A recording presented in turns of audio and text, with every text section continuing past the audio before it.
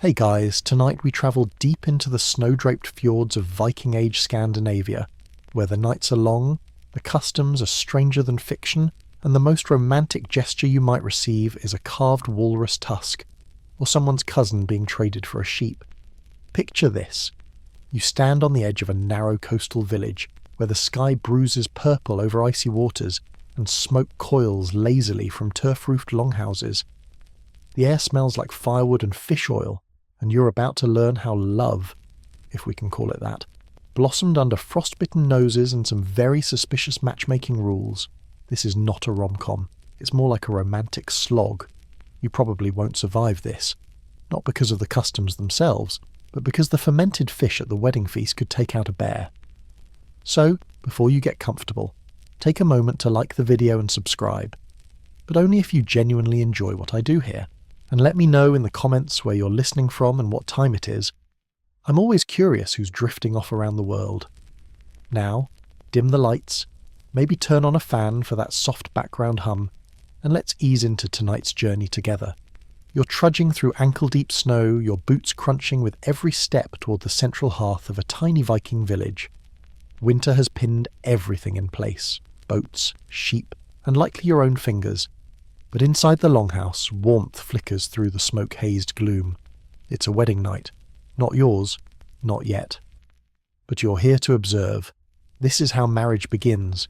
Not with a kiss, but with the solemn inflation of a goat bladder full of honey mead. Yes, a literal balloon of booze is passed around, its skin slick and slightly hairy, as villagers chant old words about fate, fire, and fertility. Outside, a ceremonial bonfire cracks and snarls like a drunk dragon. It's built not just for warmth, but to chase away bad spirits that might curse the union. A carved wooden effigy, maybe Thor, maybe somebody's drunk uncle, stands sentinel beside it, staring off into the night with weathered eyes. The bride, draped in wool dyed a muddy shade of blue, is led forward by two elder women. Her hair is braided with bones, real ones. From a chicken, maybe. That's supposed to bring good luck. She doesn't smile, but that's not unusual. Viking weddings are more like contracts than celebrations. If she's lucky, she had some say in this. If not, well, she'll get used to the smell of fish jelly. The groom is a bearded slab of a man wearing fur leggings and the faint gleam of a nervous sweat. He holds a small axe, not to use, mind you, but as a symbol of responsibility. Or possibly intimidation. Hard to say. In some regions, tradition said a groom must literally break into the bride's family home to claim her. This groom seems nicer. He brought dried cod as a gift. As they approach the fire, an elder mutters phrases in Old Norse that translate roughly to, "May your cattle not die, may your children not be ugly, and try not to stab each other before midsummer." Solid advice, really. Then comes the handfasting. No rings here, just a strip of woolen cloth binding their hands, wrapped 3 times and knotted. The knot is literal, but also symbolic, and weirdly tight. Your fingers go numb just watching. The witnesses are mostly family and neighbours, who have come in various degrees of intoxication. One man hiccups his way through a harp solo. A child is licking a rock. There's a guy who brought a falcon. No one seems sure why. Now the final act, the blood offering. Don't worry, it's mostly symbolic nowadays. But traditionally, someone, hopefully not the couple, would slit the throat of a small animal, often a goat or a pig, and mark the ground with its blood. This is to bless the marriage. Some say it also discouraged bad luck. Others argue it just made for a stickier dance floor. Historians still argue whether this sacrifice had deeper religious meaning, or was simply a social expectation. Either way, if you're squeamish, you might want to turn toward the mead table. And yes, there is mead, lots of it. In horns, in bowls, in that goat bladder we mentioned earlier. You're offered a sip and it burns sweetly down your throat with a honeyed kick that numbs your worries, and probably your tongue. One more cup, and you might agree to marry the person offering you pickled herring on a stick. Outside, snow keeps falling softly, muffling everything. Inside, the longhouse grows louder. Laughter rises. Someone is trying to dance, or possibly just falling. A woman leans over to tell you about her cousin's marriage, which involved 3 brothers, 1 ox, and a very angry duck. Eventually, the couple retires to a curtained-off corner of the longhouse, where they'll spend their first night as partners on a shared fur blanket, hoping no one trips over them in the dark. Privacy is more of a suggestion here. And you? You settle near the fire, your eyes half-lidded, stomach warm and mind drifting. You've witnessed the beginning of a Viking marriage. Not a fairy tale, but something stranger, colder, and far more fermented. The sun doesn't rise so much as it yawns behind the mountains, casting a dim grey light over the frost-stiff fields. Chickens are pecking ice, and someone's sheep has wandered into the food pit again. Another perfectly ordinary Viking morning. You're still in the village, your breath visible in the chill air, and now it's time to meet the true power brokers of love in these fjordside communities, the matchmakers. But forget rosy-cheeked grandmas with knitting needles. These matchmakers carry axes, sit on carved thrones made of driftwood, and sometimes resolve dowry disputes by arm wrestling. They're called elders, and they're usually men, though not always, who've lived long enough not to be killed in a raid or gored by a wild boar. That qualifies you to give romantic advice, apparently. They gather at the council hearth, cloaked in wolf pelts, sipping ale that smells like wet socks, and debating who should marry whom based on lineage, livestock, and whether the bride's aunt once insulted the groom's cousin during a hay festival. Marriage isn't just a private affair, it's a legal bond, an alliance, and sometimes, let's be honest, a merger of barnyard assets. Your family might own fertile pasture land, while hers has the best-smelling goats. That's practically romance. If a union seems advantageous, the elders draw up a contract, not on paper, mind you, but by memory and public declaration. Some were later carved into wood or stone, often including runes, boastful family histories, and illustrations of extremely muscular cows. You sit beside one such elder, his beard so long it's braided into his belt, as he leans in and mutters, "The Bjornsdatters are strong, but their mead is weak. Marry into that line and you'll be sober until Ragnarok." Important insights. Now comes the dowry talk. This is where things get complicated. A proper dowry might include several sheep, a boat paddle carved by a dead relative, a bronze comb, and half the rights to a patch of Arctic moss. The groom's family in return offers a bride price, which might be a few silver coins, a share in next year's cod haul, or if they're really showing off, a whole live ox. You're handed a list, more of a verbal chant, by one of the elders outlining this morning's proposed trades. 1 Bjornsdottir, 3 goats, a fishing net with no holes, and a necklace made of walrus ivory. It ends with the phrase, "and no curses, real or implied." While it may sound transactional, this was deeply serious business. A poorly arranged marriage could spell disaster, feuds, revenge raids, or worse, someone moving to Iceland. Sometimes these matchmaking sessions get heated. Remember, these are people who settle arguments with axes. In one tale, 2 families argued so long over a dowry sheep that they accidentally married off the wrong daughter. She didn't seem to mind. She got a better farm. Historians still argue whether Viking women had any say in these arrangements. Some sources, like sagas and laws, hint that women could object or even propose alternatives. Others suggest it was mostly decided by the men, with women expected to smile, nod, and start weaving their husband's funeral shroud in advance. You know, just in case. Now you're led to another gathering, a kind of premarital council. Here, everyone gossips about upcoming unions. A mother warns her son not to marry into a family with cursed knees. Nobody explains what that means. While an aunt insists her niece is the best weaver in 5 fjords. Not that weaving matters much, unless you want warm socks or tapestries that don't fall apart midwinter. An elder pauses beside you and mutters, "Marriage is like rowing in fog. You never know what rock you'll hit." Profound, and not comforting. The match is finalised when both families host a feast, often modest, unless someone's trying to impress the village.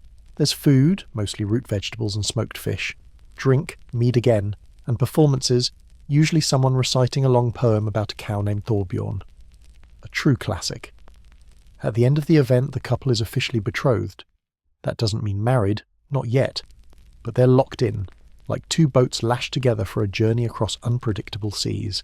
You sit back as the elders finish their mead and begin sharpening their spears again, now discussing a separate marriage involving a widow, a piglet, and a mysterious clause about no future lawsuits. This may take a while. Outside, the sky darkens again. The days are short, the nights long, and the village settles into another stretch of preparation, anticipation, and maybe mild dread. But for now, the match is made, the goats are accounted for, and the elders begin planning who they'll marry off next, and you. You stretch your legs beside the hearth, grateful that no one has tried to trade you for a barrel of cod. Yet. The next morning dawns somewhere between grey and greyer. A gentle sleet taps at the longhouse roof like a lazy drummer, and you wake to the sound of someone outside yelling at a goat to stop chewing the wedding decorations. Romance is a full contact sport out here. Today is all about courtship.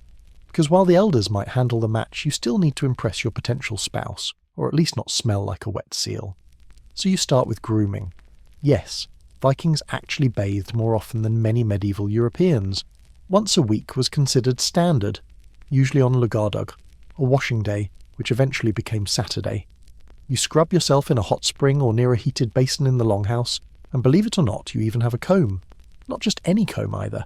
It's carved from bone and tucked into your belt, a visible sign that you care about your hair. Lice, sadly, are part of the aesthetic, but you're doing your best. You also clean your teeth, not with minty floss, but with a sliver of fishbone. It gets the job done, kind of. Just don't smile too wide unless you want to scare someone's sheep. Then comes the beard oil.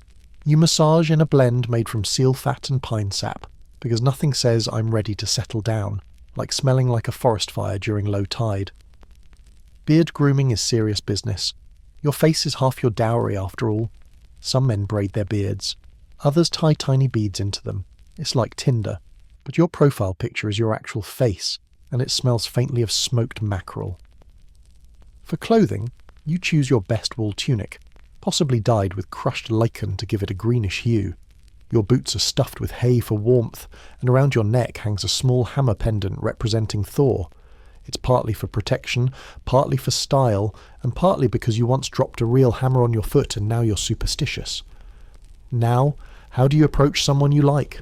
Slowly, respectfully, ideally while carrying a small gift. In one documented tradition, Viking suitors would present a comb, beads, or even a carved spoon. Just imagine someone handing you a beautifully whittled spoon and murmuring, "I thought of you while gutting a trout." Swoon. There are flirtations, yes, but Viking style.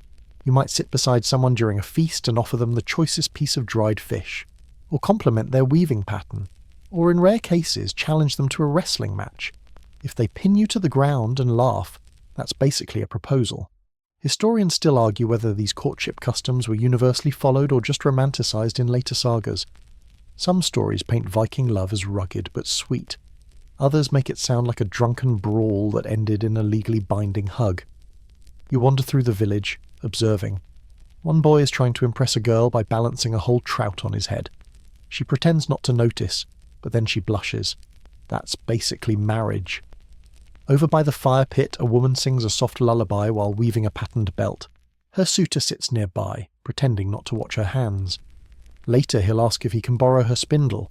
If she says yes, it means he might get to borrow her name next. Meanwhile, your own courtship options are being discussed by 3 elders and someone who insists on feeding you dried apples every time you speak. They agree you're sturdy and unlikely to collapse during sled hauling. High praise. Someone slips you a love note. It's not paper, because that's rare and expensive. Instead, it's a flat piece of whalebone with runes etched into it. You squint at the inscription. It says, "You smell better than Sven." Touching. Viking love letters could be short poems, runes of admiration, or just sketches of boats and hearts. Some were meant to be burned after reading. Others were kept hidden in pouches as personal charms. You tuck yours into your belt and feel weirdly flattered. Evenings are for mingling.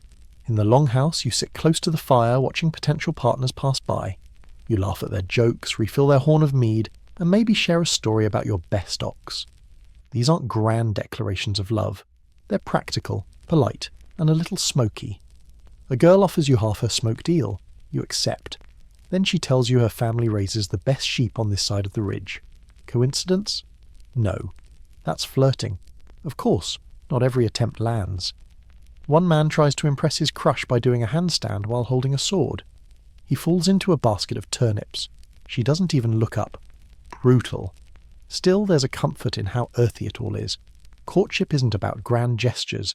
It's about small, consistent efforts, sharing warmth, offering food, listening to someone explain why their uncle's goat can predict snow. By the time you curl up near the hearth, you've survived your first Viking flirtation. You smell faintly of pine and seal, your hair's slightly damp, and there's a whale bone rune in your pocket from someone who might just think you're not terrible. That's basically true love, right? Evening mist rolls in from the coast, hugging the village like a damp wool cloak. You're seated at the edge of a communal fire, watching sparks drift up like stars that forgot where the sky is. And tonight, the gossip turns serious. Talk of dowries, daughters, and the strange items that sometimes show up in marriage chests, including a dead relative's thigh bone. Yes, really. Let's rewind.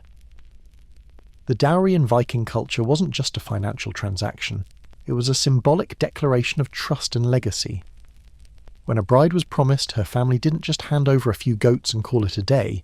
No, they packed a chest full of items meant to represent her value, her family's wealth, and, oddly enough, their collective quirks. You watch as an older woman gently arranges a dowry chest by the hearth. Inside, a silver brooch, 2 wool blankets, a bronze hairpin, and what looks suspiciously like a rune-carved femur. She notices your stare and shrugs. "Great Uncle Arvid," she says.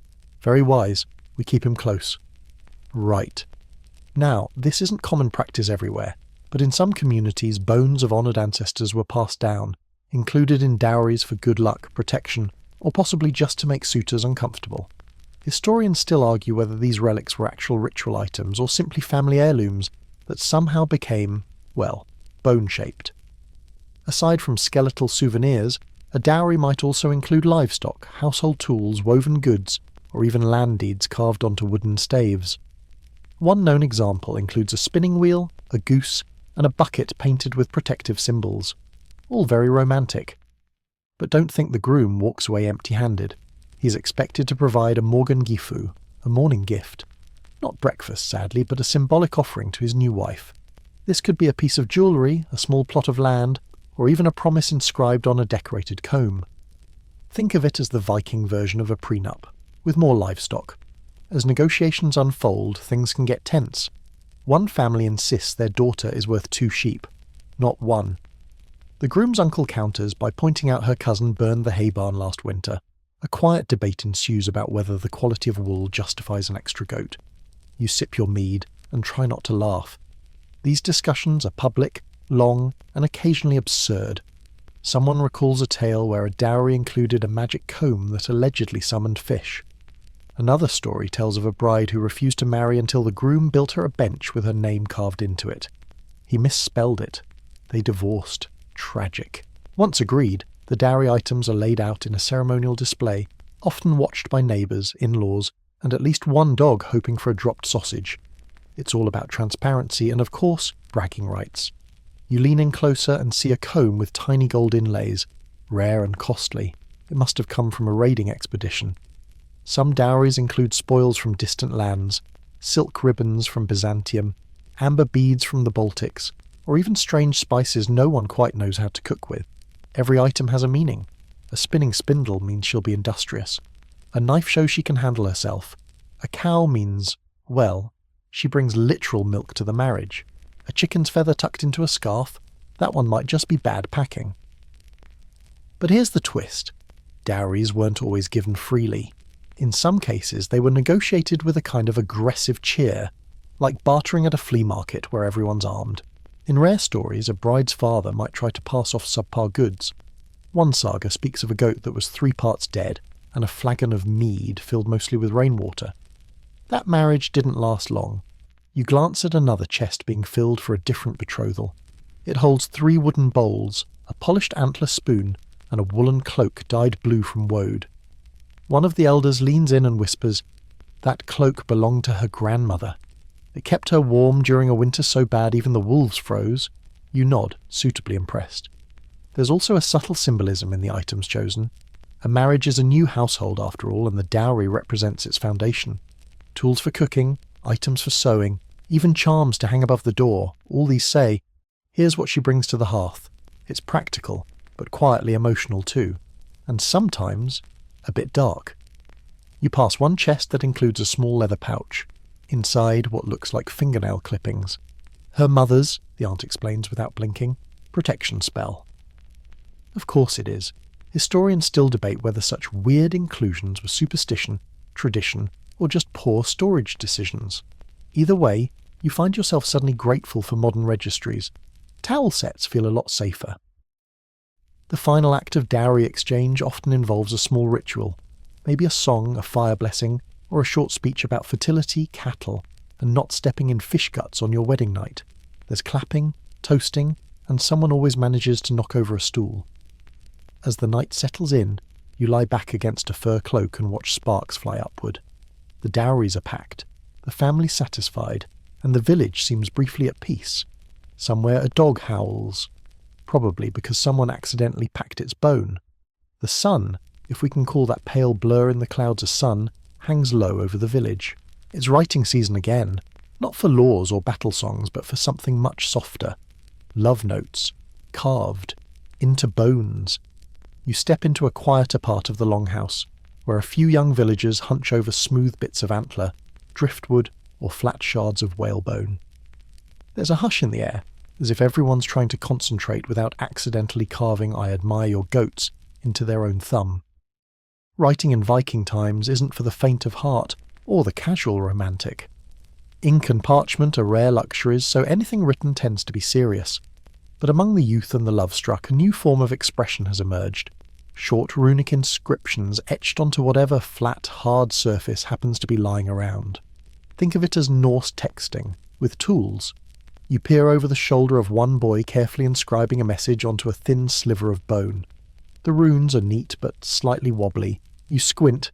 It reads, "I watched you weaving and my heart unravelled." Subtle. Another lad holds up a polished piece of driftwood with a simpler message. "You smell like moss. I like it." We all have our strengths. Historians still argue whether these rune notes were meant for secretive exchanges, or if they were publicly displayed. Some were tucked into clothing folds or hidden in food baskets. Others were pinned to door frames, slipped into boots, or, bizarrely, carved onto the side of livestock. Romantic graffiti on your own goat? That's dedication. Of course, not everyone can read, but runes carry a certain mystique. Even those who don't understand them might recognize a pattern, a symbol, or the shape of affection. One particularly bold suitor has carved a tiny longship sailing toward a heart, complete with stick-figure oarsmen. It's crude, but oddly touching. Not all messages are so sweet. Some are riddles, others are thinly veiled jabs at rivals. You see one chunk of antler with the runes. Stronger than Bjorn, cleaner than Eric, available. That's the Viking version of a dating profile. Nearby, a group of girls sit weaving and giggling. They're pretending not to look at the boys with bone chips and carving knives, but you can tell they're paying attention. One even tucks a carved token under her belt, face flushed. It simply reads, "Your hair shines like oiled bear fur." Who could resist? But there's an art to this. First, you must choose your material carefully. Bone is sturdy and portable but can crack. Driftwood is softer, easier to carve, but might carry that unpleasant dead fish aroma. Antler is ideal, dense, smooth, and vaguely magical looking. Once chosen, the suitor carves the runes using a small iron tool or even the tip of a knife. These messages aren't thrown together. There's thought, rhythm, and often a bit of flair. If a note's too desperate, it's mocked. If it's too poetic, it might be mistaken for a funeral charm. You aim for somewhere between "I admire your weaving" and "let's raise sheep together." Some notes are tucked inside token gifts, beads, braided strings, tiny carved animals. One girl gifts a young man a stitched leather pouch with a single rune inside. Wait. He spends 3 days trying to figure out if that means wait for me. Or, wait, I changed my mind. You wander past an older couple chuckling over a box of old tokens. "He carved this one when we first met," she says, holding up a curved sliver of wood. It reads, "You threw a fish at me and I liked it." Romance, Viking style. Some love notes take the form of poetry. Short stanzas, alliteration heavy, crammed with metaphors about weather, axes, or animals. You read one aloud. "You are the snow I would never melt, the fire I would never quench, the cod I would never trade." She must have been quite a catch. Historians still wonder whether these romantic exchanges were common or rare exceptions. Skeptics point out that most Viking runic inscriptions are business records or gravestones, but sagas hint at tender exchanges like these, quiet tokens passed between hearts in the midst of a world that was often brutal and cold. Even warriors weren't immune. One surviving rune reads, "Think of me when your sword grows tired." It's either profoundly romantic or just passive-aggressive. But not all messages are welcomed. One unlucky lad receives a rune stick back, snapped in half. The message on it, no, concise, effective, ouch. Others meet strange fates. You find one token nailed to a tree outside the village, the wood split, the runes nearly washed away. You trace your finger over the damp grain and make out, if not this life, then the next. Either that's undying love or the beginning of a Norse ghost story. By evening, the carvers retire, their fingers stiff and their tokens carefully stashed or quietly burned. Rejection is handled with a shrug, or sometimes a drinking contest. You curl up by the hearth once again, watching the flames flicker against bone, wood, and soft woven gifts. Outside, the sleet thickens, but inside, hearts are warmed by messages simple and sincere. Even in a time of axes and storms, someone still takes the time to carve "I like your eyebrows" into a piece of antler. And really, isn't that all you need? Dawn breaks with the soft crunch of boots on frost-hardened soil, and the low groan of boats shifting at anchor. The sky's bruised purple, and the wind carries a scent that's equal parts salt, pine, and fermented fish. You're standing by the village's tiny harbour, eyeing a row of longships ready to depart. Not just for pillaging this time, but for potential courtship. Yes, you're going raiding. For romance. While we often imagine Viking raids as all fire, steel and pillaged monasteries, some were launched with subtler motives. Raiding another village didn't just bring home silver and slaves, it sometimes brought back someone you might eventually call sweetheart, or at least co-owner of livestock. Today's destination is a small inland community a few fjords over. Not enemies exactly, more like second cousins with awkward inheritance disputes. Still, there's enough tension to make the rowers extra enthusiastic. Plus, there's word of 3 unmarried daughters and a granary worth envying. 2 birds, 1 boat. You step aboard a low-slung ship, the wooden planks slick with sea dew. A carved dragon's head at the prow grins at you ominously. Your crewmates are busy tying bundles, sharpening blades, and arguing about who remembered to bring the dried onions. Romance, after all, requires good breath. Raids like this aren't always violent. Sometimes they're more like assertive visits. The longship slides into the fog, gliding past low cliffs and scattered seals. After several hours of rowing, and one uncomfortable moment involving a seagull and someone's sandwich, you land quietly on a shingle beach. You're greeted by wary eyes and a few nervous-looking farmers. Then someone recognises a cousin, and suddenly it's a reunion. Axes are lowered. Greetings exchanged. One guy offers pickled herring as a peace offering, and somehow that seals the mood. For now. This particular raid isn't about treasure. It's about finding potential spouses. A cousin's cousin might know of a family with an eligible daughter, and if you bring enough mead and your manners, you might walk away with more than a sack of barley. You follow a small group up to a longhouse that smells like sheep and sour milk. Inside, women glance up from their weaving. Men straighten their backs. Children try to sneak a look at the visitors' swords. The elders confer. After a tense moment, likely remembering that small inheritance war from 2 summers ago, someone nods. A feast is prepared. That's a good sign. You sit, chewing cautiously on a slab of dried lamb while introductions are made. The eligible young woman, Sigrid, appears. She's tall, with hair braided into what looks like a siege weapon. Her father eyes you like he's weighing a cabbage. It's unclear who's more nervous. Your party brought gifts, nothing too flashy. A bone comb, a string of amber beads, and strangely, a carved wooden spoon in the shape of a duck.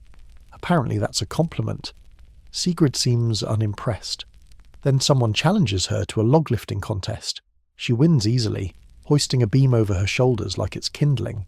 You're instantly in love, or maybe terrified. Same difference. Historians still argue whether these romantic raids were planned matchmaking missions or spontaneous flukes. Some sagas speak of warriors falling for shield maidens mid-battle. Others describe marriages that began when a bride was invited to return home with a raider. The ethics vary, to say the least. But not all raids were hostile. Some were more like trade expeditions with flirtation. You hear tales of a trader who met his future wife while bartering wool for onions. She threw a turnip at him. He proposed. It was love at first bruise. You decide to impress Sigrid by offering her your antler comb. She studies it, shrugs, and hands you a well-woven mitten. Is that affection? Possibly. Or a hint to keep your hands warm and your expectations cooler. Night falls, and the feast continues. Mead flows, someone starts singing about a goat that fell in love with a snowman, and you find yourself laughing beside Sigrid at the absurdity of it all. She tells you her favourite animal is the Arctic fox. You tell her yours is the eel. She blinks slowly. Maybe don't bring that up again. Later, your party prepares to return home. Sigrid's father approaches with a serious face and a bundle. It's filled with smoked meat, 2 beeswax candles, and, surprise, Sigrid herself. Apparently a deal was struck during the goat song. She joins you on the boat, staring silently out at the water. You're not sure if she's happy, annoyed, or just cold. You offer her a cloak. She nods. Progress.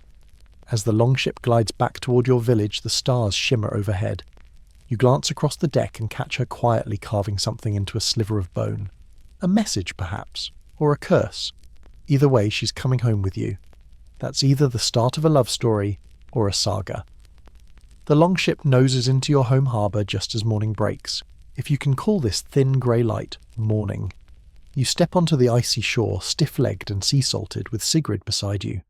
She's still not speaking much, but she did accept a piece of dried apple, so that's basically intimacy. The village gathers.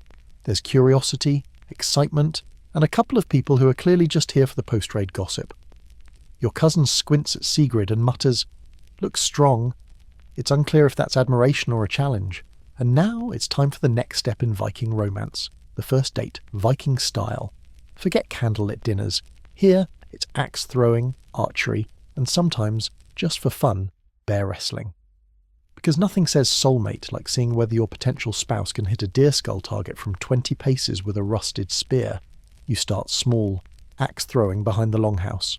The target is painted on a tree stump and Sigrid hits it dead centre without blinking. You aim and manage to graze the outer bark.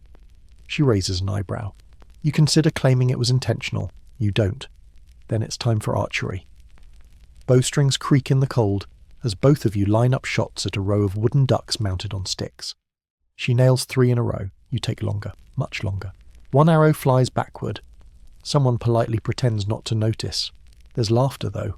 Warm, amused, and definitely at your expense. Still, it feels easy. In this world where marriage is often arranged like livestock trades, the rare chance to play together is surprisingly intimate. Next is a team sled pull. You and Sigrid are harnessed together like a pair of shaggy reindeer. The goal? Drag a log around the village green. You manage, though at one point you both fall in a snowbank and end up laughing with frozen beards and icy mittens. A local child throws snow at you. This is considered encouragement. Then comes a casual test of bravery, a tradition in some fjordside communities. You're both led to a small icy pen containing what appears to be, yes, that's a young bear, muzzled, mostly. The challenge is to touch the bear's back without flinching. Sigrid goes first, walks straight in, taps its shoulder, and walks out again like she just picked up a loaf of bread.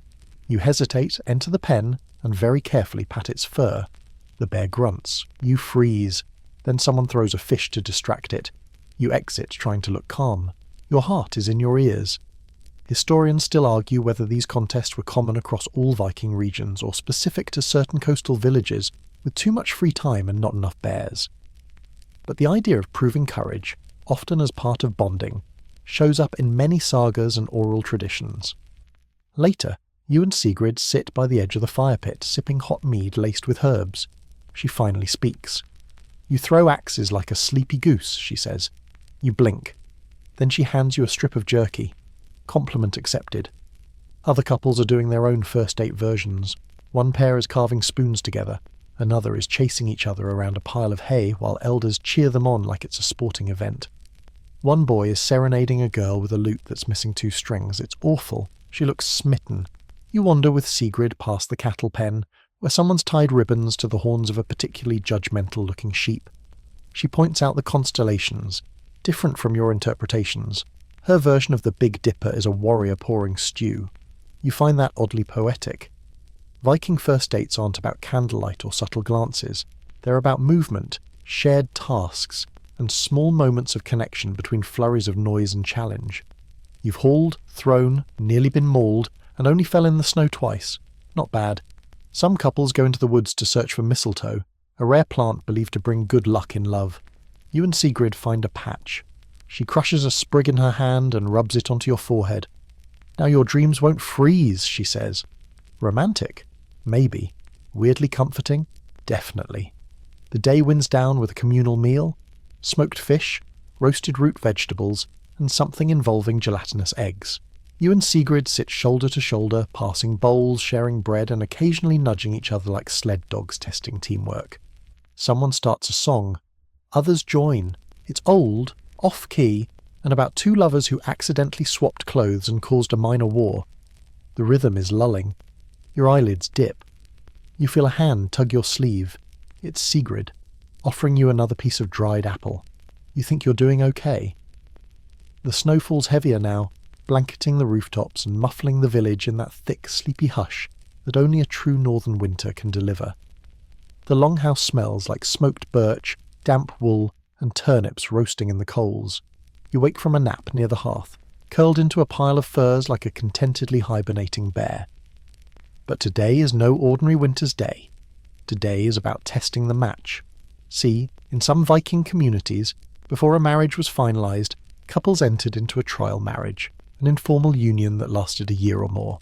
Think of it as Norse cohabitation, but with more livestock and slightly fewer throw pillows. So, you and Sigrid are about to begin your trial marriage. No big ceremonies, no axe blessings.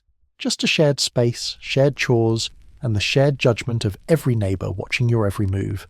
You're given a corner of the longhouse to call your own, partitioned off by woven reed mats.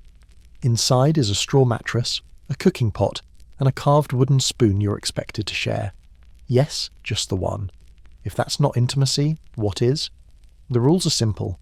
Live together, work together, and don't get caught trying to sleep in separate corners unless you're both covered in frostbite and excuses.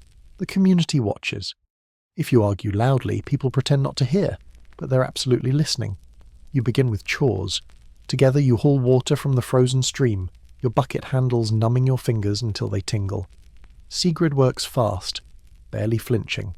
You try to match her pace and nearly drop the ladle into the snow. She hands you a dry cloth without a word. Somehow, that's encouragement. You grind grain, take turns stirring the stew, and, most crucially, scoop out the ash pit together. Romantic? No. Revealing? Oh yes. Shared labour is where the sparks of compatibility either kindle or fizzle entirely. Trial marriages were often a practical solution in Viking culture.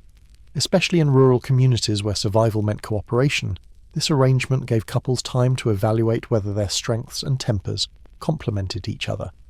Historians still argue whether this custom was formalised by law or varied from village to village.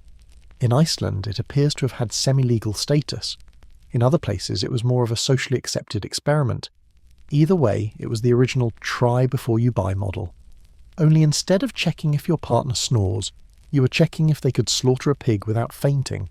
You and Sigrid are doing all right. You don't talk much, but when you do, it's easy. She shows you how to patch a hole in your tunic using a bone needle. You teach her how to toast pine nuts without setting the hearth alight. Progress. At night, you lie on opposite ends of your shared mattress, the warmth of two bodies pushing back against the chill. One night she mutters something about your snoring. You offer to sleep sitting up. She grunts. That's a no. By the third week you've found a rhythm. You tend the goats together, one of which has developed a habit of staring at you in silent disapproval. Sigrid names it Mother. You're not sure if it's a joke. You carve her a small pendant, a badly shaped fox. She accepts it with a smirk and ties it to her belt. Later she hands you a bundled pair of mittens with runes stitched into the cuffs. You only recognise one, the symbol for endurance. Make of that what you will. There's a shared meal each week with other trial couples. Some are doing well, others not so much. One pair barely speaks, another keeps handing back each other's spoons with a touch too much force. One man shows up with a black eye and says, "We had a misunderstanding about pickling." No one asks questions. At these dinners, couples exchange advice. Never salt meat in anger, one woman says. Don't sleep with your feet facing north, says another.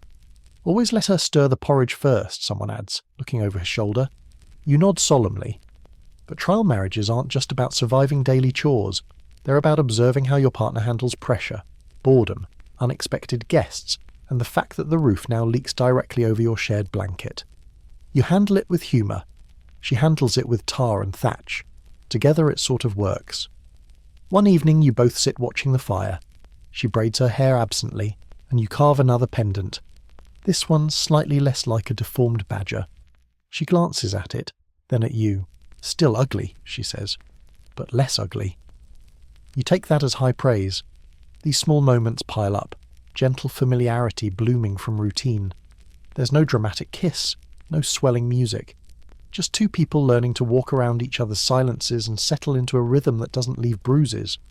Toward the end of the trial period, the elders gather. They'll ask questions. How's the sleeping arrangement? The stew? The goats? Any spontaneous sword fights? You're told you can walk away. No shame, no blood feuds. But as you and Sigrid haul firewood together in the pale morning light, she nudges your elbow and mutters, "You still breathe loud, but at least you can carry things." In Viking speak, that's practically a sonnet, so maybe, just maybe, you're both in this for the long haul. The wind howls through the fjord like some old god practicing their scream therapy. It's midwinter now, darker, colder, and quieter. Even the goats have stopped complaining, which is unsettling in its own right. But tonight is special. Tonight there will be a wedding under torchlight and snow. Your trial marriage with Sigrid has ended. You didn't kill each other. You didn't freeze. You only mildly argued about stew ingredients. That's more than enough to impress the village elders, who give a nod, bang two ladles together and declare, "Let there be binding." Not metaphorical binding, actual rope is involved. Viking weddings weren't all alike, but in many villages midwinter was the ideal season to wed, nothing else to do, plenty of cold to encourage cuddling, and you could count on the attendance of extended relatives who were trapped by snowdrifts and couldn't politely leave. Preparations begin in the dark. You help gather pine branches, goat horns, and long strips of dyed wool. These are tied together and hung from the rafters. Someone contributes a garland made entirely from fish bones. No one is sure if it's festive or threatening. Sigrid is nowhere to be seen. She's preparing with the women who are whispering, weaving her hair and hiding her under layers of furs and charms. You, meanwhile, are being rubbed down with ash and bare fat to scare off frost demons. You smell like a smoked ham left in a cave too long. Tradition. Torches are lit and placed in a large circle outside the longhouse. Their golden glow flickers on the snow, turning the village into a little world all its own. Ringed by fire, encased in silence, wrapped in cold. You stand near the centre, wearing your best tunic, the one without mysterious stains, and clutching the ceremonial binding rope. It's braided wool, red and white, thick enough to tether a cow. As the drums begin, slow, steady, meant to echo heartbeats, Sigrid emerges from the longhouse. She's cloaked in blue, her hair braided with tiny bits of bone, shell and iron. Around her neck is the fox pendant you carved. You nearly choke on your breath. Not from emotion, it's just really cold. She walks toward you with the slow dignity of someone very aware that if she slips on this ice, you'll never let her live it down. She doesn't slip. Of course she doesn't. You both step into the fire ring. The crowd hums. A low chant begins. Not words exactly, just syllables passed down through generations. Some say they're ancient blessings. Others say they're just people pretending they remember the lyrics. The village elder, his beard now officially merging with his chest hair, steps forward and holds out the rope. You and Sigrid extend your hands. The rope is wrapped around your wrists, binding you together, not just symbolically but quite literally. You are stuck and cold. He recites a series of phrases. From ice to fire, from fish to flesh, from silence to storm, from storm to stillness. Let your hearts row as one boat in the dark. Honestly, not bad. You glance sideways at Sigrid. She doesn't roll her eyes. You take that as approval. Next comes the exchange of tokens. You give her a small silver armband, a gift saved since your raiding trip. She hands you a woven pouch containing dried herbs, salt, and what looks like a single wolf tooth. To keep the goats from eating your socks, she says. You pretend not to tear up. Then comes the final gesture, stepping over the fire basin. Together, you and Sigrid lift your joined hands and hop over the small flame. It's meant to symbolise a shared journey, or possibly to test coordination. You land safely. The crowd cheers. One kid throws a snowball. Festive. The feast begins. Tables are dragged out. Bowls of hot broth, bread slathered in goat butter, and roasted root vegetables appear like magic. You're handed a slab of smoked trout. It's a bit dry. You eat it anyway. Someone begins a wedding song about two lovers who got lost in a blizzard and ended up founding a whole new village by accident. It's sung loudly, off-key, and with questionable historical accuracy. People drink. Someone toasts you. Someone else toasts Sigrid. Someone toasts the goat that wandered through during the vows. The goat looks smug. And of course, there's dancing. You're dragged into it. So is Sigrid. You both flail around the fire like two pine trees in a windstorm. At one point she laughs so hard she drops her soup spoon. You think you've never heard a better sound. Historians still debate how uniform Viking wedding customs were. Some mention elaborate rituals involving animal skins and symbolic tools. Others describe simpler, quieter ceremonies. But what's clear is that these weddings were public, meaningful, and most importantly communal. Tonight everyone's part of your joy. Even old Gudrun, who hasn't smiled since her husband tried to ferment apples in a boot. She's clapping now, offbeat but earnestly. As the fire burns lower and the stars press close above, you and Sigrid retreat to your side of the longhouse. There's no private bridal chamber, just your shared corner, the woven mats, and the soft, steady breath of people and animals nearby. The rope that bound you during the ceremony now hangs above your space, looped and symbolic.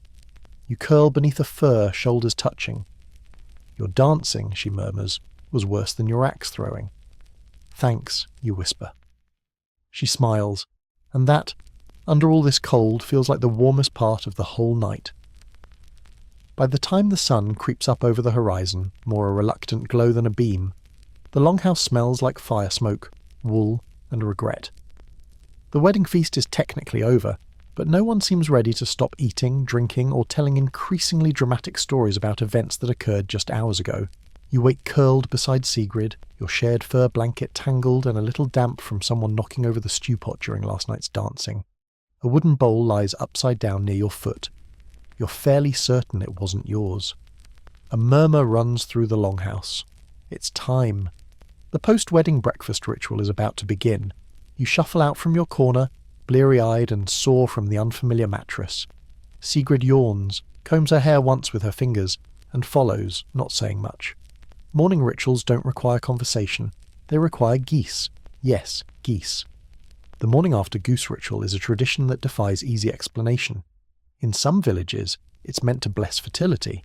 In others, it's a test of luck, endurance, or your ability to handle honking birds before breakfast. Either way, you're herded outside into the snow with the rest of the newlyweds, where a small flock of geese is waiting. Someone hands you a bowl of warm porridge and an egg.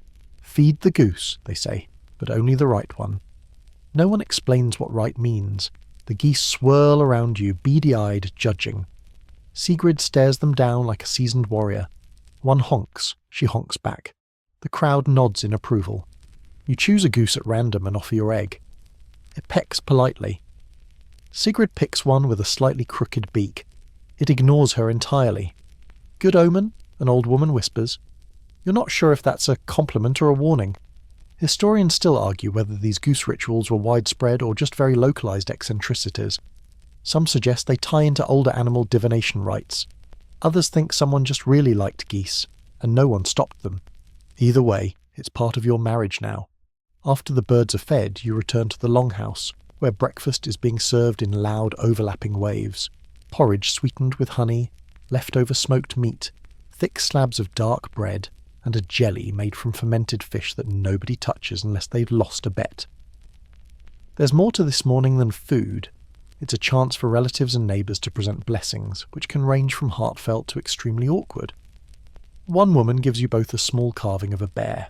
For strength, she says, then hands you a second, smaller bear. For if the first one doesn't work, someone else gifts you a sack of dried moss, for bedding or snacks. You decide not to ask. Then comes the oldest woman in the village. her spine more curve than bone, her face a network of lines deep enough to map a fjord. She clutches a jar of cloudy liquid and mutters, "Drink this tonight. It helps the womb."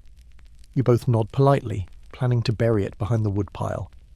Another elder hands Sigrid a thin silver wire shaped into a knot.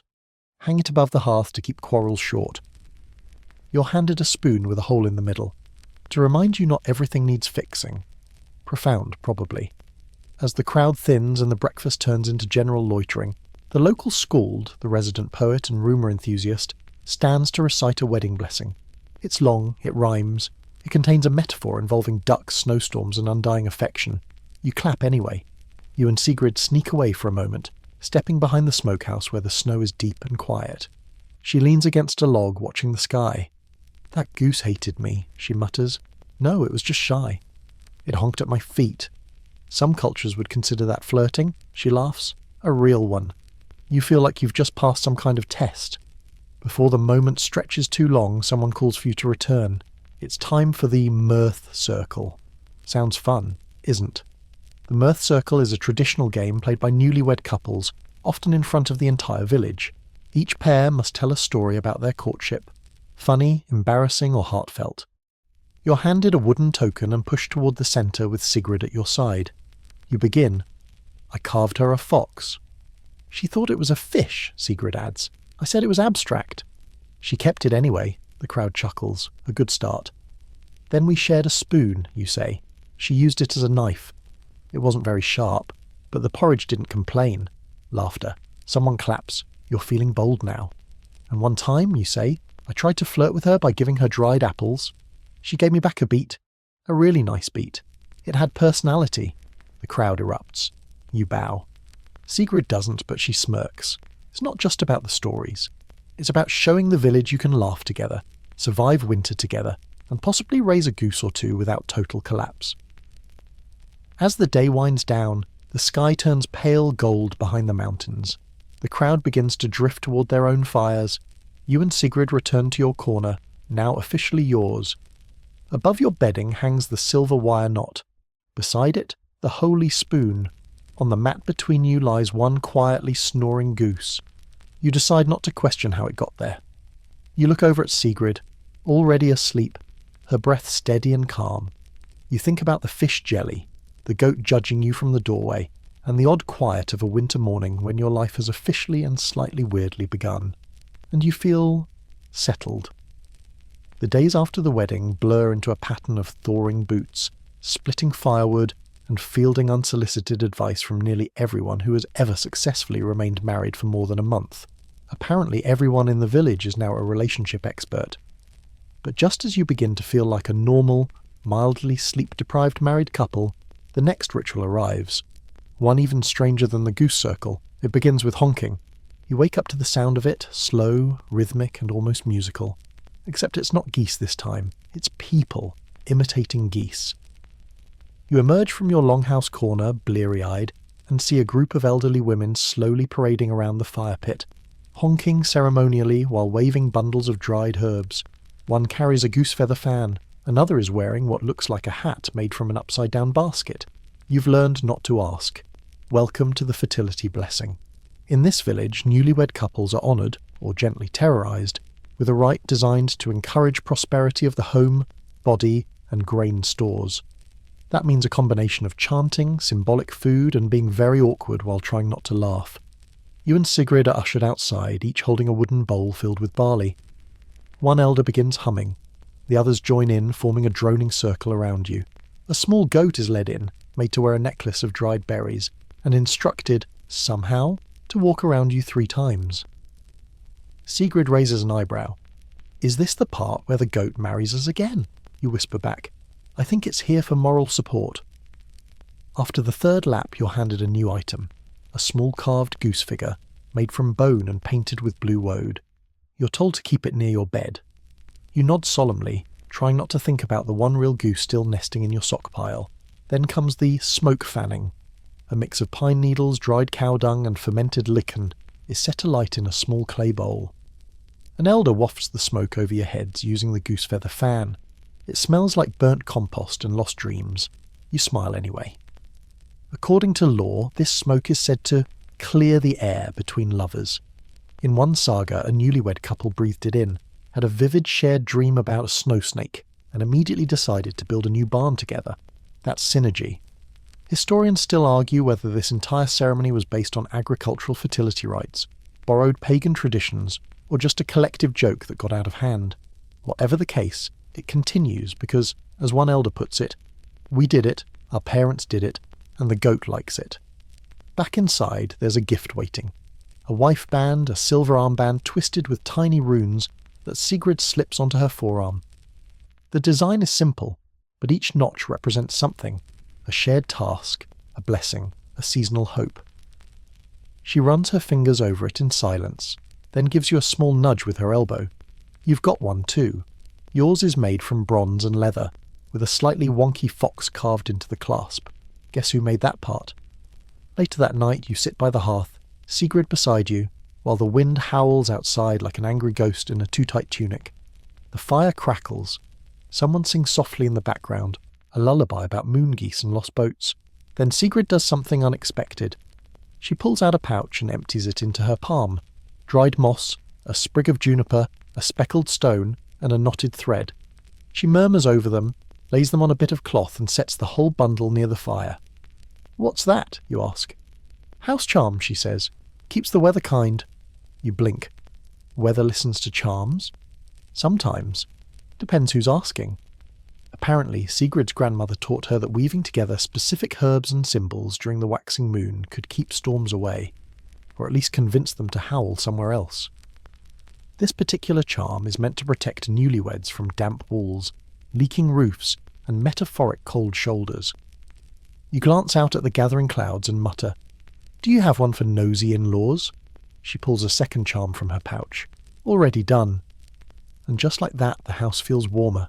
Maybe it's the fire, maybe it's the ritual, or maybe it's the quiet feeling of being married to someone who prepares for emotional storms with actual weather magic. The night winds down. You curl up under your shared blanket, the bone goose resting on a nearby shelf like a sentinel. The silver wife band glints faintly in the firelight.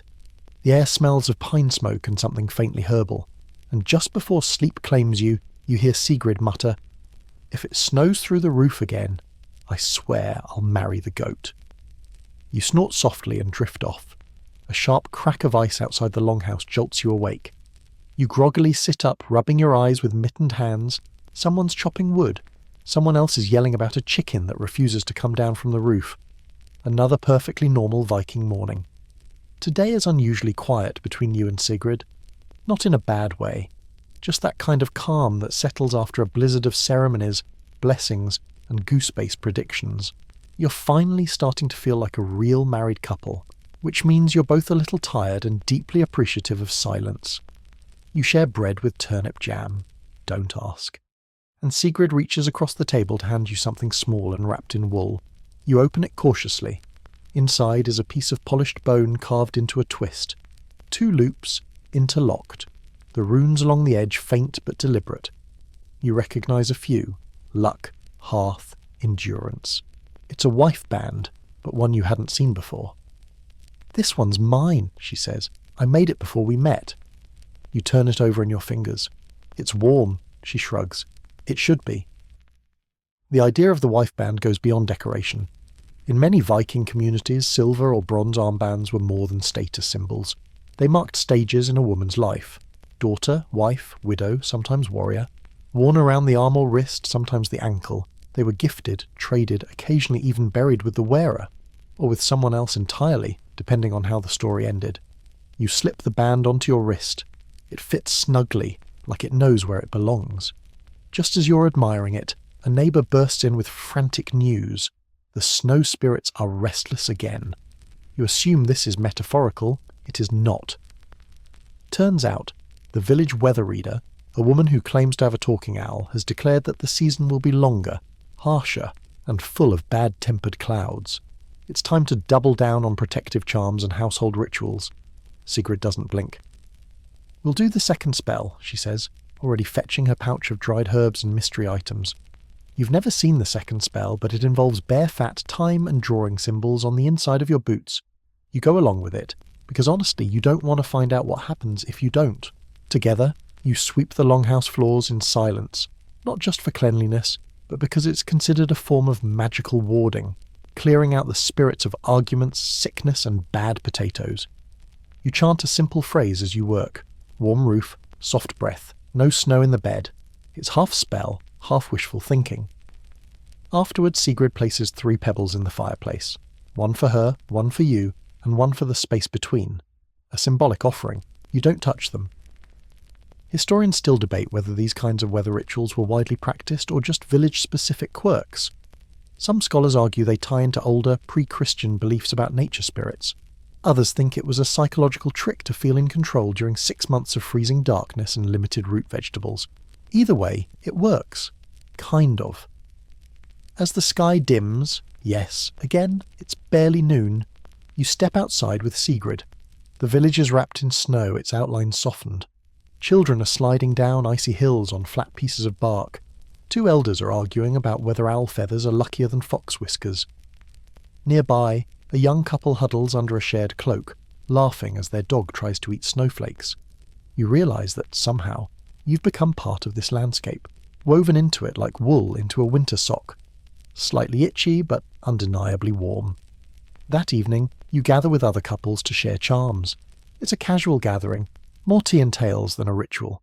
Sigrid presents a string of tiny knots, each one tied during a dream. She won't say what the dreams were, you don't ask. Someone brings a charm shaped like a boat carved from driftwood. For smooth travel, they explain. Another brings a small bag of frost ash, collected from the morning after the last blizzard, to remind us we've survived worse. You bring the wife band Sigrid gave you. No one touches it, but several people nod approvingly. One woman calls it strong. Another says, "It hums." Late into the night you sit by the hearth with Sigrid. A storm is beginning to scratch at the windows.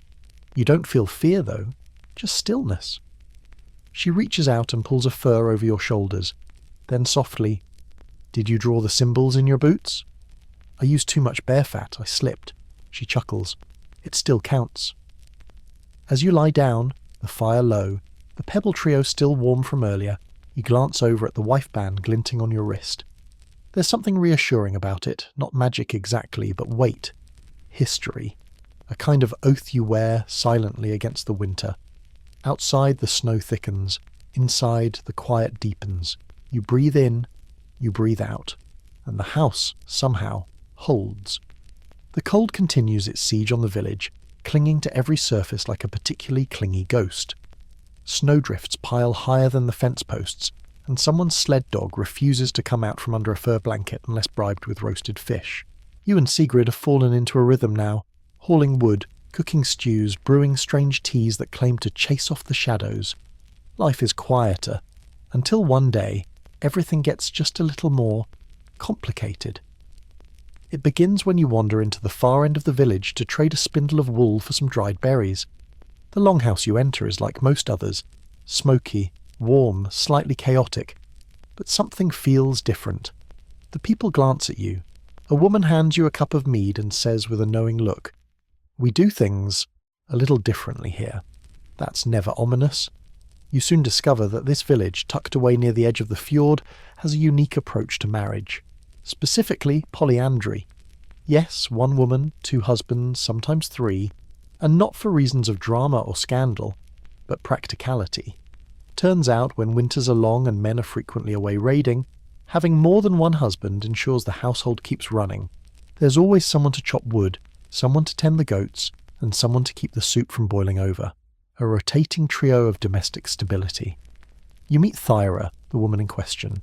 She's tall, broad-shouldered, and chopping vegetables with the kind of focus that makes you afraid for the onions.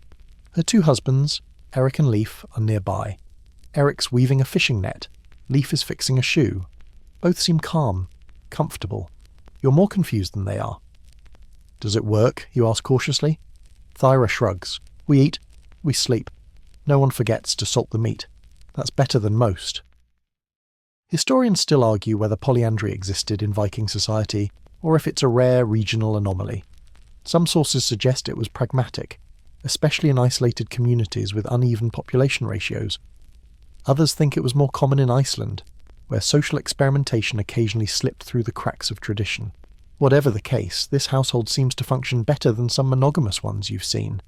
You remember one newlywed couple that fought for 3 days over goat milking duties. This trio, they rotate chores on a carved board and hold planning talks twice a week. You're offered a spot by the fire and invited to join dinner. Thera ladles out stew, Eric brings bread, Leaf offers pickled herring, and you pretend not to notice that the seating arrangement seems, well, assigned. Sigrid arrives halfway through, bundled in a fur cloak, her expression unreadable. "They told me you were learning about marriage," she says dryly. "They didn't say which kind," you murmur back. Over dinner, Sigrid quietly interrogates Thyra while you chat with Eric, who insists their setup is just about fairness. "We each get 2 nights by the fire, 1 night for snoring in the corner, and 1 free day," he says. "Like a well-run farm." Leaf joins in. "And if someone's sick, the others pick up the slack. It's not strange, just efficient." Later, you help carry water, and Thyra confesses, "Sometimes they argue about who sharpened the axe last, but at least it's not always me settling it." You nod, imagining what it would be like to split your chores and your snoring rotation. Sigrid watches all of this with a mix of amusement and thinly veiled judgment. "1 husband is enough," she mutters as you walk back through the snow. "Because I'm so competent? Because I don't have the patience for 2 of you. Fair." As you near home, you see an elder approaching with a question about marriage structures for spring planning. Apparently this polyandry situation has started quite the debate. Some villagers are intrigued, others are horrified. One man seems mostly concerned about who gets to keep the firewood rights. Over the next few days, the topic becomes the talk of the village. Some suggest writing new oaths, others start carving elaborate multi-spouse spoons, which raise more questions than they answer. You and Sigrid wisely say little, but privately you both agree that love, Viking love anyway, is rarely tidy. Whether it's 1 partner, 2 husbands, or a shared spoon carved in confusion, the point is the same: warmth, respect, and enough salted fish to make it through the next storm. That night, curled under your furs, Sigrid rests her head against your shoulder. "If I took a second husband," she whispers, "he'd have to be better at stirring porridge than you. You pretend to be deeply wounded. He'd need to like geese. He'd need to survive you," you add. She smiles into the dark. Exactly. Outside, the wind howls and the snow falls. Inside, the fire cracks and your spoon, just one still, rests on the table between you. And you think, maybe strange is just normal with better stories. The morning frost is thick enough to crunch like gravel under your boots, and the longhouse smells faintly of singed porridge. A sign that someone's having a disagreement in the kitchen. Again. You and Sigrid have learned to divide cooking duties strictly. She stirs, you taste, and no one gets blamed for smoke unless proven guilty by at least 2 witnesses. But not every Viking marriage goes so smoothly. Today you're witnessing a different kind of union, one unravelling in real time. And the method? Well, it's delightfully simple. A Viking divorce. You hear raised voices from a nearby longhouse. Nothing explosive, just the kind of firm tone that says someone has reached their limit with goat hooves in the doorway or too much mead at breakfast.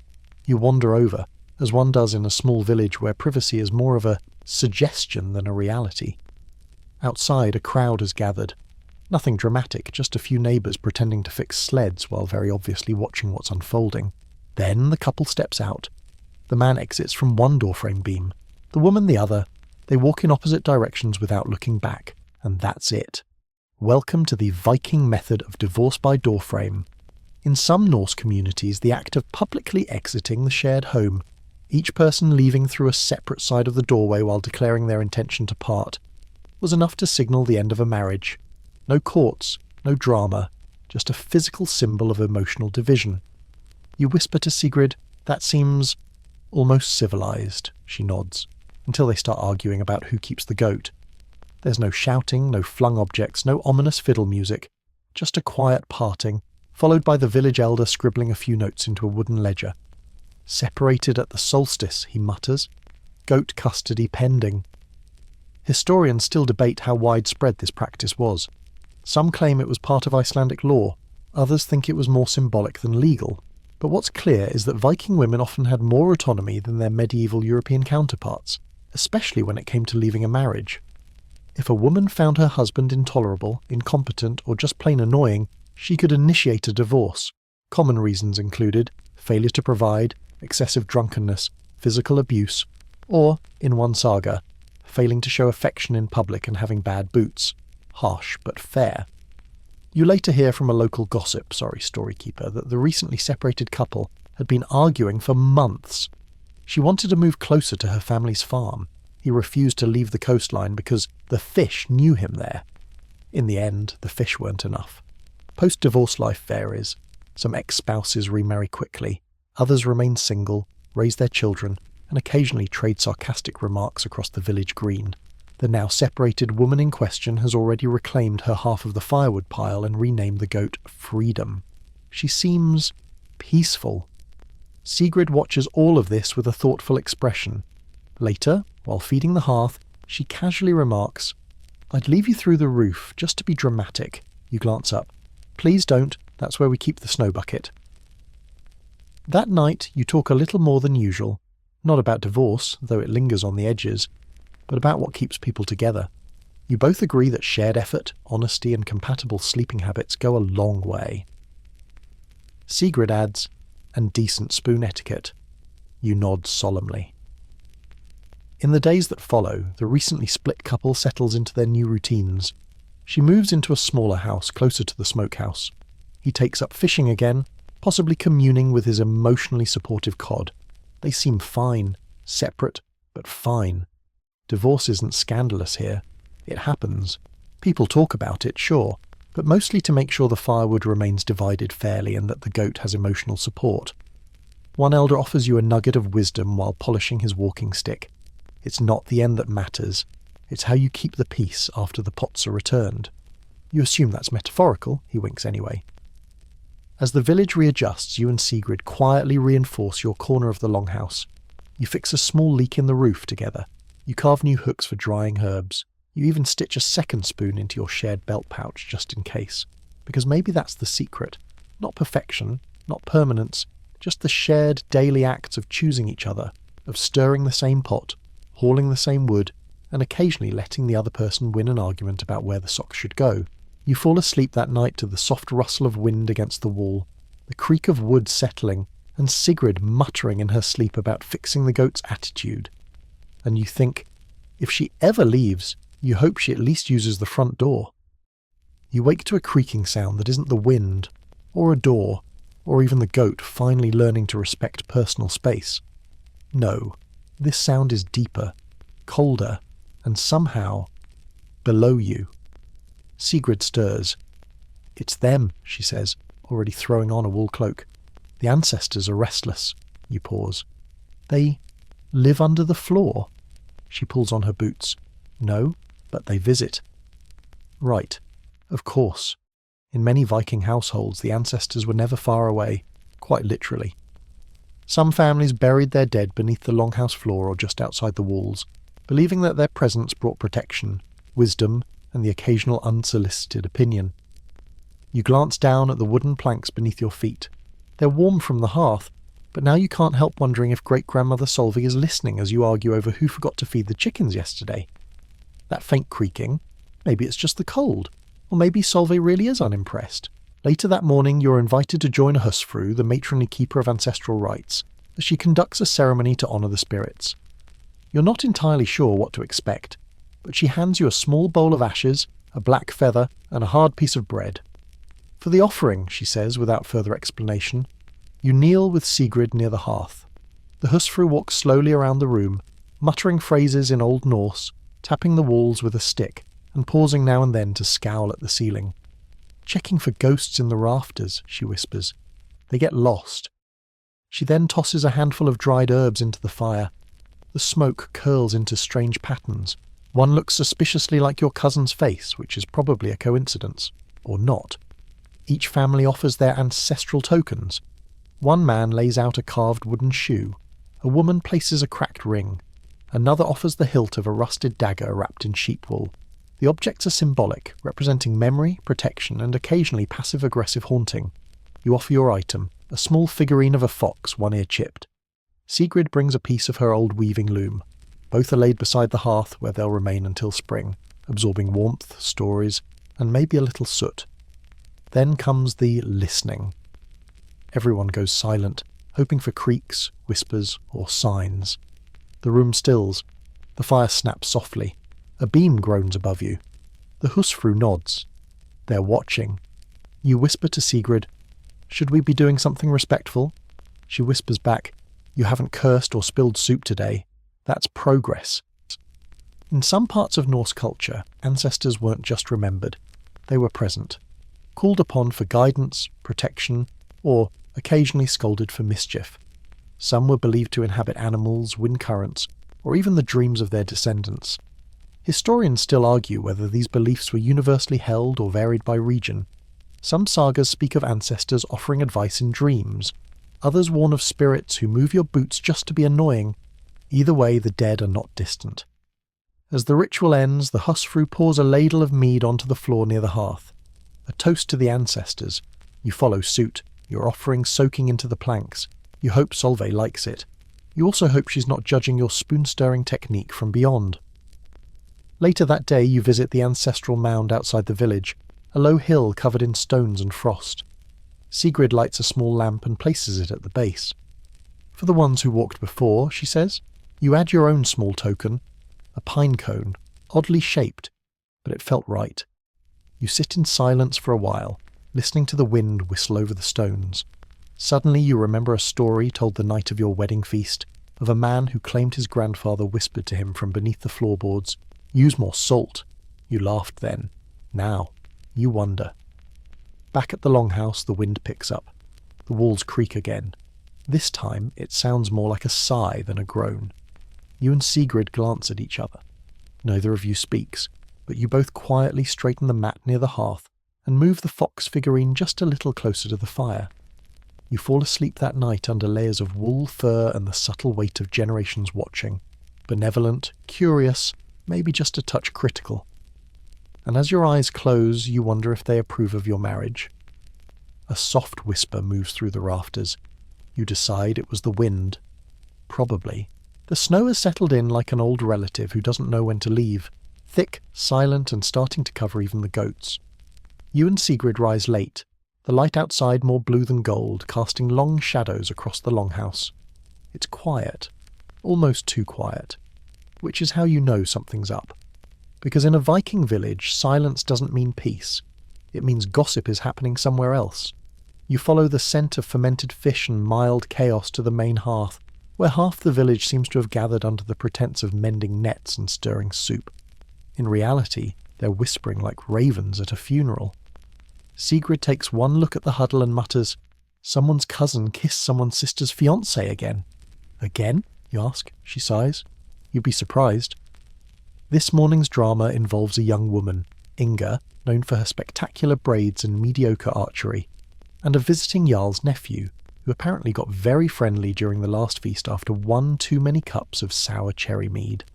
Inga is now allegedly entangled with not one but two suitors, one local, one noble, and neither particularly thrilled with the arrangement. The gossip spreads like wildfire doused in bear grease. You sit down quietly and listen as tales spiral out of control. She whispered to him near the goat pen. She gave him her second spoon. I heard they were seen laughing together by the woodpile. The horror. You glance at Sigrid, who's listening with a smirk. "You ever flirted by a woodpile?" She shrugs. "That's between me and the logs." Every culture has its social currency. For Vikings, it was no different. Status, family alliances, and a sharp eye for who smiled at whom during supper. Love might start with spoon sharing, but scandal spreads faster through sideways glances and misplaced boots. Soon, the elders are called to mediate, not over the supposed romance, but over the ripple effects. One suitor's brother now refuses to share his sled. The other's aunt says she saw bad omens in the stew bubbles. It's a logistical nightmare. Historians still argue whether Viking gossip served social cohesion or chaos. Some claim it helped regulate behaviour, acting as a kind of verbal village bulletin board. Others think it was just something to do when the snow got too deep to plough. But either way, gossip was serious business. Entire sagas were shaped by whispers. Marriages rose or fell depending on who said what at the fire pit. Later that afternoon, Sigrid joins a weaving circle, one of the prime gossip hubs. You trail behind, pretending to be interested in thread tension, while mentally compiling the village's entire romantic history. You overhear one woman describing her ex-husband's snoring in great detail. Another accuses a neighbour of secretly swapping stew spices to ruin reputations. Someone else claims to have found a love rune carved into a fish. Everyone nods solemnly. By evening, the entire Inga saga has transformed from a minor romantic tangle to an epic tale involving betrayal, family curses, and possibly a magic sled. No one's really sure anymore. You and Sigrid return home, both slightly dazed from the sheer volume of speculation. You sit by the fire in silence for a moment before she finally speaks. "Just so you know, if I ever flirt with someone near the goat pen, it'll be because they have fresh turnips." You nod. "Understandable." She looks at you sideways. "You? I'd only flirt near the sauna. Less drafty." She smirks. "I'll allow it." That night you fall asleep with laughter still echoing from the longhouse, and the gentle creak of snow shifting on the roof. Somewhere in the dark, someone's undoubtedly whispering a fresh rumour. You just hope it's a good one. The snow crunches under your boots with that oddly satisfying crick-crick sound that says, yes, winter is still here, and no, it's not leaving anytime soon. The wind bites at your cheeks, and somewhere a raven cackles like it's laughing at your frozen nose. Today you're headed to a different part of the village, near the edge, where the houses are smaller, quieter, and a bit more fortified. You're visiting the widows. No, not the tragic sobbing in the snow type. These women are legends. In Viking society, widows could hold more power than many expect. Once their husbands passed, whether in battle, at sea, or from an unfortunate argument with a stubborn ox, they often gained control over land, livestock, and their own fate. And in some cases, they chose to remarry, on their terms. You meet Gudrun, who's in her 50s and famously once chased off a tax collector with a ladle. She's preparing for a remarriage ceremony and has decided to interview potential suitors with what can only be described as an obstacle course. You stand back and watch as a line of nervous men compete in tasks of strength, endurance, and, somewhat confusingly, bread kneading. The rules are simple. The winner gets Gudrun's hand. The losers go home with bruised egos and possibly flour in their beards. The first challenge? Wrestling. Yes, actual grappling in the snow. Gudrun stands on a barrel, arms crossed, judging every move. One suitor is flipped so fast he doesn't land until tomorrow. Another taps out after she critiques his balance. You call that a stance? My goat has better footwork. Next up, fire making. Each suitor is handed a flint, some birch bark, and a single glare from Gudrun. One panics and lights his sleeve instead. Another produces a roaring fire in seconds. Promising. But then he adds pine sap and it explodes. Less promising. Sigrid leans over and whispers, "I want a wrestling trial if I ever have to remarry." You frown. "You planning on it?" "Depends how long you keep burning the porridge." Fair. Historians still debate how common remarriage rituals like this were. Some say widows quietly remarried through family negotiations. Others suggest that, in more remote or egalitarian settlements, women wielded considerable authority and could set their own terms. In the sagas, widows are often fierce, respected, and not to be trifled with, especially if you're trying to date them. Gudrun, for example, has written her own wedding contract. It includes the following: no complaints about her soup recipe. All firewood to be split before snow falls, not during. Permission to keep her owl indoors if it's feeling sensitive. You admire her. Sigrid does too, especially after Gudrun lifts a small keg over her head to test its balance. She then drinks from it and proclaims, "This one's too weak." She means the mead, not the suitor. Probably. Eventually one man proves himself, an older fisherman with good shoulders, a kind face, and a deep respect for Gudrun's independence.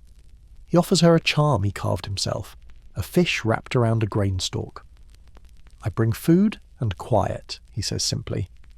Gudrun eyes him. "You cook?" He nods, and I don't ask too many questions. She considers this, then shrugs. Fine, but the owl sleeps on the pillow. Deal struck. The ceremony is brief, just a circle of friends, a fire, and a blessing murmured by an elder. Gudrun wears a dark green cloak with silver trim. Her new husband wears an expression of someone who knows exactly how lucky he just got. They share a drink from a horn and tie their wrists together with a red woolen braid. The crowd cheers. One of the rejected suitors tries to sneak more bread. Gudrun throws a pine cone at him. Direct hit. You and Sigrid walk home under a sky turning from grey to deep indigo. The stars are beginning to show, each one glittering like cold sparks above the white-covered world. "You'd do that if I died?" you ask. "Remarry with a wrestling match?" She snorts. "No, I'd just take your tools and build a bigger longhouse." You smile. "You'd miss me, though." "Maybe. Depends on the stew situation." Back in your longhouse, the hearth glows. Your shared space still warm with your rhythm. Your boots side by side, your cloaks drying on the same peg, your mismatched spoons tucked into the same basket. And even as the world around you shifts, marriages ending, beginning, or being renegotiated with pine cones and grappling matches, you feel something solid in the quiet between you and Sigrid. Not perfect, not fragile, just steady. It's another bitter morning, the kind where the frost clings to your eyebrows and even the goats look like they're rethinking their life choices. But something in the air feels different, heavier. Sigrid notices it too. She tightens her cloak and mutters, "They're digging." You follow the direction of her gaze. Across the village green, a group of villagers are slowly breaking the frozen earth near the burial mounds. The spade strikes are muffled, methodical. A death in the village. You both know what that means. A Viking funeral is no small event, and depending on the family, the social status, and the number of oxen available, it can range from sombre procession to full-scale ritual drama.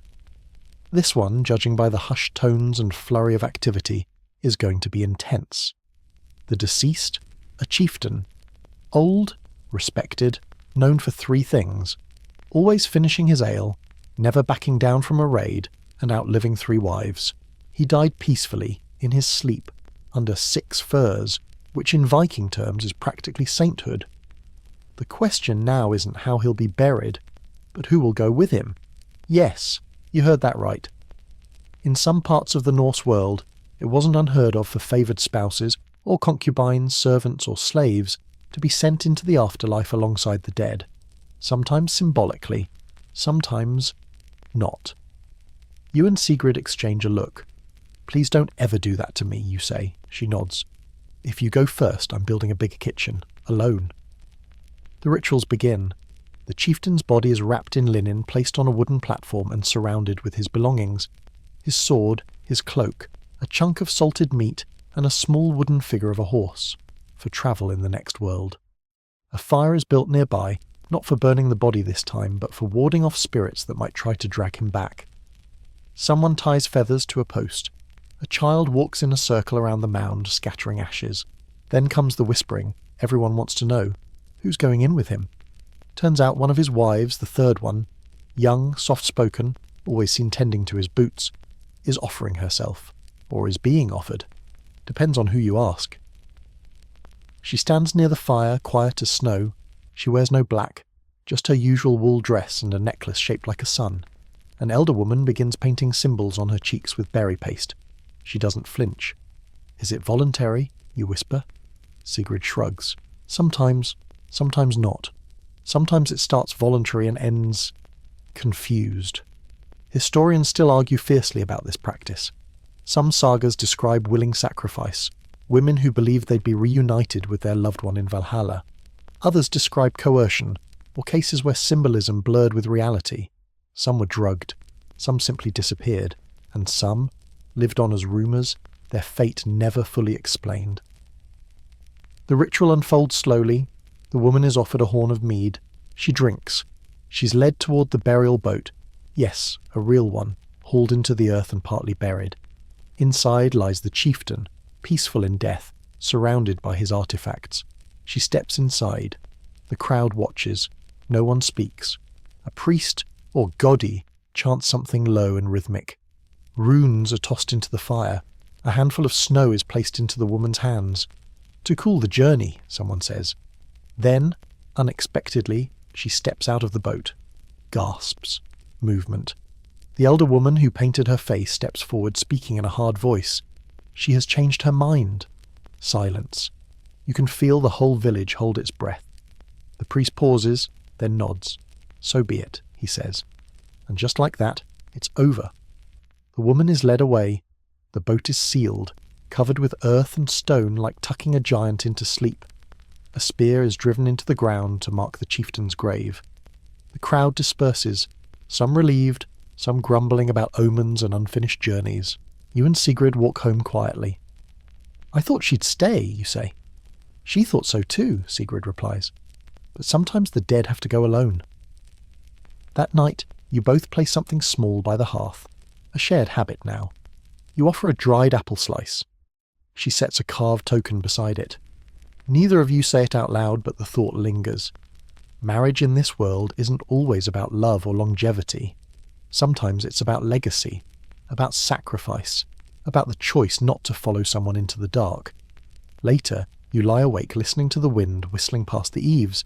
It sounds like mourning or relief. And just before sleep takes you, you murmur into the dark, "I'll wait for you in the next life, but only if there's no boats involved." Sigrid grunts. Good. A slow thaw has begun. Not quite spring, but the sort of day where the icicles drip like lazy metronomes and the snowbanks slump, defeated. You spot patches of brown earth here and there, a rare and hopeful sight. With the changing season comes new energy. People are out patching fences, mending nets, and pretending they didn't spend the entire winter eavesdropping on romantic feuds by the fire. But beneath all that activity, there's a quiet restlessness. It's love spell season. You're at the marketplace, such as it is, a few planks set across logs, draped with animal pelts and bunches of dried herbs. A woman in a fur cloak holds up a bundle wrapped in linen. "This one helps bring kindness," she says. "And this one," she adds, nodding to another, "is for stronger feelings." "What kind of feelings?" you ask. She grins.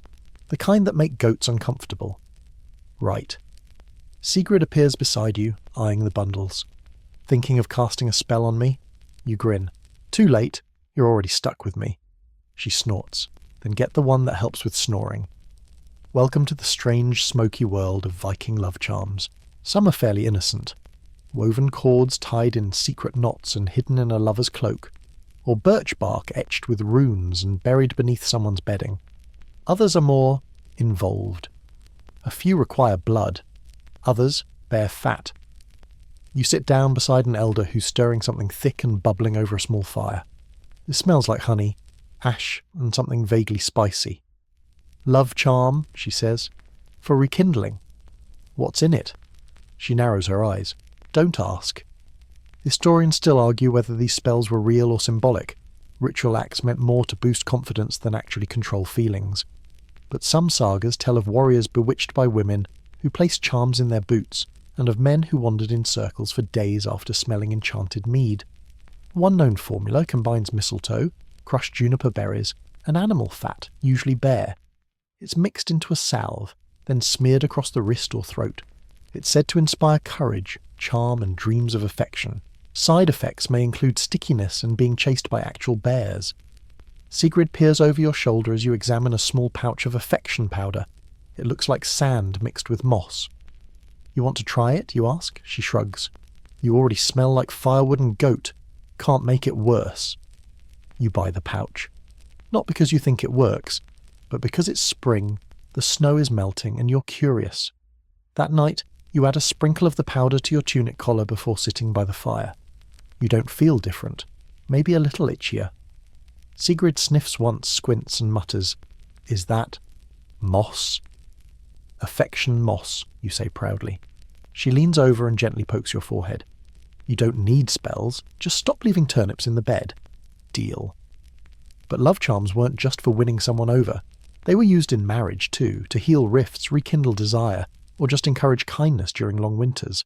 One charm involves whispering a blessing into a cup of mead, then offering it to your spouse without saying anything. If they drink it, it's supposed to seal the intention. You try this the next night. You whisper into the horn of mead, "May you feel warm, may your feet stay dry, and may the goat stop stealing your mittens."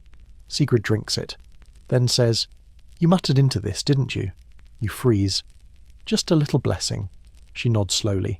"Tell the goat part to the goat next time. Spring brings more rituals. Young couples plant charm gardens with herbs tied to affection. Thyme, yarrow, wild onion. A girl carves a love rune into a piece of driftwood and tosses it into the fjord, hoping her feelings reach someone in the next village over. Someone else ties a fish scale into a braid, no one asks why. You and Sigrid craft your own charm, a cord of twisted red thread, a sliver of polished stone, and a scrap of fur from the first blanket you shared. You hang it above the hearth. It twirls faintly in the draught. You both pretend not to be sentimental. Later, you sit on the longhouse steps watching the stars emerge. The air smells of thawing earth and pine smoke. Do you believe in the spells? You ask. Sigrid thinks for a moment. I believe in the people who make them, you nod. Even the bare fat ones. Especially those. Takes guts to rub that on your face. You both laugh softly, leaning against each other. No magic, no mead. Just the slow, warm thrum of two people still choosing each other as the seasons shift. Inside, the charm above the hearth sways again. Just a little. You think maybe, just maybe, it's working. The sun lingers a little longer these days, stretching across the snow-packed roofs and casting pale gold over the hard-packed dirt paths between homes. You can feel the season turning. Not quite warm, but gentler, softer. The kind of days where even the wind seems too lazy to bite. You and Sigrid wake slowly, tucked under your fur blanket, limbs tangled and warm in that comforting way that says, we made it through another winter. There's no ritual today, no wedding, no trial, no charms to buy or goats to decode. Just you, your longhouse, and the lingering hum of everyday life finally settling back into something less dramatic. You stretch. Sigrid groans. The fire in the hearth crackles like it's talking in its sleep. You take turns stoking it, then sit shoulder to shoulder with bowls of warm porridge, watching the steam curl and the morning slip in through the cracks in the wooden walls. This morning smells like ash and thyme, and maybe a hint of the dried apple Sigrid saved from last fall and somehow hasn't mentioned until now. It's quiet, peaceful. This is what marriage becomes when the rituals are behind you, the long stretch of shared mornings. You talk about replacing the cloak peg, about fishing tomorrow if the ice is thin enough, about how that neighbour still insists her new husband can speak goose, even though the goose clearly disagrees. And in that stillness, something wonderful unfolds. Nothing. No drama, no doorframe exits, no wrestled suitors or buried tokens or angry ancestral creaking. Just ordinary love. Not the kind carved into runestones or sung in smoky halls, but the kind that lives in the slow act of spooning porridge into someone's bowl and saying, I remembered you like the crispy bits. Later, you patch a tear in your sleeve while Sigrid mutters about reorganising the herb rack. You argue lightly about whether the roof should be fixed now or after the snow's gone. You sit in silence for a while, then break it to tell her you think the goat might be pregnant. She raises an eyebrow. Again? Probably. She sighs. We'll need more turnips. That night you take the long way back from the stream, letting your boots crunch through the thinning snow. The stars are thick overhead, tangled like silver thread. The village glows faintly behind you, warm and sleepy. You stand still, just for a moment. You think about everything. The strange customs, the trial and error of learning to live beside someone, the way love weaves itself into the mundane until it becomes as steady as the walls around you. You step inside to find Sigrid lighting the last candle, her back to you. She doesn't turn when she says, "Took you long enough. The stew's almost warm again." You wrap your arms around her from behind. She hums. Not a song, just a quiet sound, soft as wool, certain as firelight. Above you the charm swings faintly. Below you no creaking, no ghosts, just a home, just the two of you, just now. The fire burns low now, glowing softly beneath the last blackened logs. Outside the night is quiet. Just a distant breeze sifting through old pine needles and the occasional thump of snow sliding off a roof. The longhouse breathes slowly. Shadows stretch across the walls like memories half forgotten, curling around the rafters and fading into the straw-covered floor.